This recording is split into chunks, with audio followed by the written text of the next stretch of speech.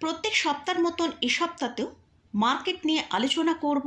Nifty, bank Nifty এ সপ্তাহে কীরকম move করবে সে বিষয়ে আপনাদের সাথে আলোচনা করব। এর সাথে সাথেই আজকে 4টে স্টক নিয়ে আলোচনা করব, যেসব স্টকগুলো আপনারা আলোচনা করার জন্য রিকোয়েস্ট করেছেন। তো চলুন তাহলে ভিডিওটা শুরু করা যাক। ভিডিও শুরু করার আগে বলি, চ্যানেলে যদি ফার্স্ট টাইম ভিজিট করে থাকেন অবশ্যই চ্যানেলটা সাবস্ক্রাইব করে নেবেন আর পাশে থাকা বেল আইকনটা প্রেস করে রাখবেন। আমি ভিডিও আপলোড করার সাথে সাথে আপনাদের কাছে ভিডিওটা পৌঁছে যাবে। আর ভিডিওটা ভালো লাগলে অবশ্যই লাইক এবং শেয়ার করতে ভুলবেন না। আমরা লাস্ট ফ্রাইডেতে দেখেছিলাম নিফটির মধ্যে একটা ভালো ব্রেকআউট এসেছিল। নিফটি ওপরের দিকে 25,000-এর লেভেলকে পার করে 25,112-এ ক্লোজিং দিয়েছে।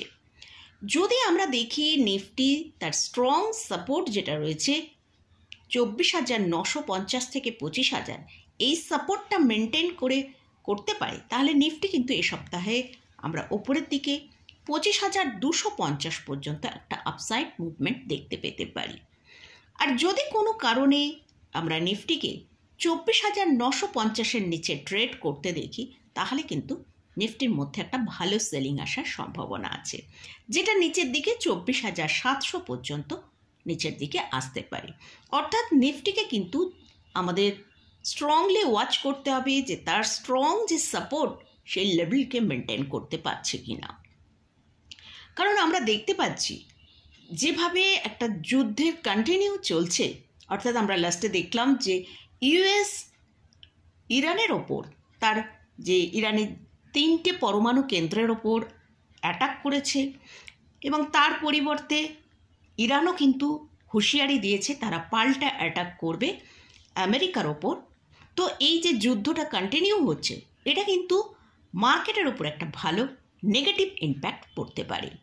কারণ আমরা দেখেছি এই যুদ্ধ কন্টিনিউর ফলে তেলের দাম বৃদ্ধি পাচ্ছে, এতে কিন্তু তেলের দাম আরও বেশি বৃদ্ধি পাবে। তো তার জন্য সেটা কিন্তু মার্কেটের ওপর একটা সেলিং প্রেশার আসতে পারে। এবার আমরা যদি ব্যাংক নিফটিকে দেখি, ব্যাংক নিফটির জন্য এখন যেটা স্ট্রং সাপোর্ট সেটা হচ্ছে 55,880। যদি এই লেভেলকে মেনটেন করতে পারে, তাহলে ব্যাংক নিফটি এই সপ্তাহে ওপরের দিকে 56,750 পর্যন্ত একটা আপসাইড দেখাতে পারে। আর যদি কোনো কারণে 55,880 লেভেল ব্রেক করে নিচে আসে, তাহলে আবারও আমরা নিচের দিকে 55,100 পর্যন্ত নিচের দিকে আসতে পারে। তো মার্কেটের মধ্যে এই যে সিচুয়েশনটা তৈরি হয়েছে, এরকম যদি ইউএস এবং ইরানের যে অ্যাটাকটা হচ্ছে, তো সেটা যদি কন্টিনিউ হয়, তাহলে কিন্তু মার্কেটের মধ্যে আমরা নিফটি, ব্যাংক নিফটির মধ্যে একটা ভালো সেলিং দেখতে পেতে পারি। তো এটা গেল নিফটি এবং ব্যাংক নিফটি এ সপ্তাহে কীরকম ট্রেড করবে সেটা নিয়ে আলোচনা করলাম। এবার 4টে স্টক নিয়ে আলোচনা করব, যেসব স্টকগুলো আপনারা আলোচনা করার জন্য রিকোয়েস্ট করেছেন। তো ফার্স্ট যে স্টকটা নিয়ে আলোচনা করছি সেটা হচ্ছে টাটা টেকনোলজি। স্টকের কারেন্ট প্রাইস চলছে 706 টাকা। টাটা টেকনোলজি হলো বিশ্বব্যাপী প্রোডাক্ট ইঞ্জিনিয়ারিং এবং ডিজিটাল পরিষেবা প্রদানকারী কোম্পানি, যা ক্লায়েন্টের আরও ভালো পণ্য বিকাশের সহায়তা করে এবং ভালো গ্রাহক অভিজ্ঞতা প্রদান করতে পারে।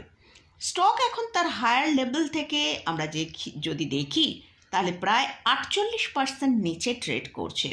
এখন স্টকটা একটা ডাউন ট্রেন্ডের মধ্যে চলছে। স্টকের ফান্ডামেন্টাল কিন্তু খুবই স্ট্রং। এটা একটা টাটা গ্রুপের স্টক, এটা মিড ক্যাপ ক্যাটাগরির একটা স্টক।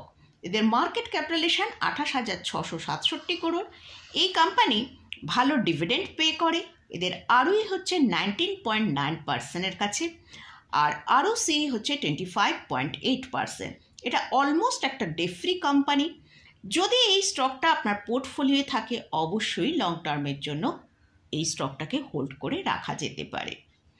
নেক্সট যে স্টকটা নিয়ে আলোচনা করছি সেটা হচ্ছে এমএসটিসি। তো মেটাল স্ক্র্যাপ ট্রেড কর্পোরেশন, এর কারেন্ট প্রাইস চলছে 503 টাকা। এটা একটা স্মল ক্যাপ ক্যাটাগরি স্টক। এদের মার্কেট ক্যাপিটালাইজেশন 3,000 করোড়ের ওপর। আরওই হচ্ছে 24.2%, আরওসি হচ্ছে 25.8%। এটা একটা central public sector undertaking company. Company diversified e commerce সার্ভিসের সঙ্গে যুক্ত আছে।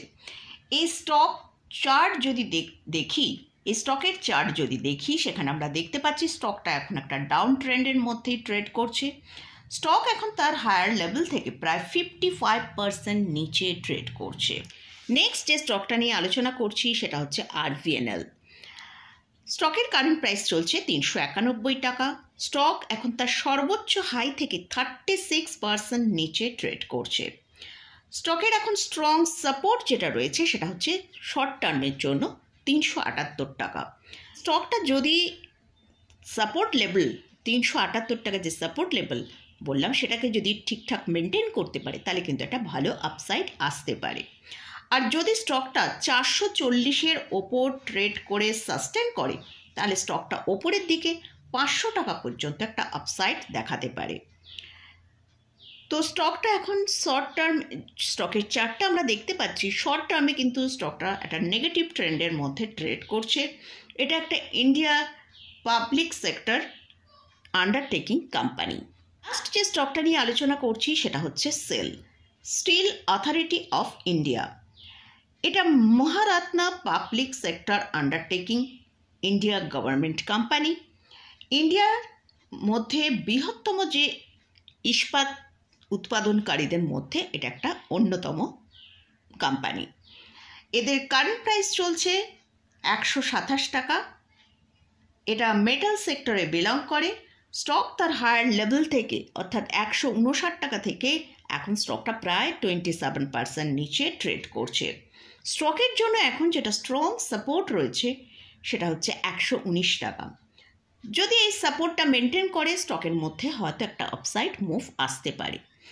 আর স্টকটা যদি 134 টাকার ওপর ট্রেড করে সাস্টেন করতে পারে তাহলে কিন্তু স্টকটাকে আমরা একটা ভালো র্যালি দিতে দেখতে পারি। তো মোটামুটি এইসব স্টকগুলো নিয়ে আলোচনা করলাম। এই স্টকগুলো আপনারা আলোচনা করার জন্য রিকোয়েস্ট করেছেন, তাই এইসব স্টক নিয়ে আলোচনা করলাম। তবে এইসব স্টকে কোথাও কোনো বাই রেকমেন্ডেশন নেই।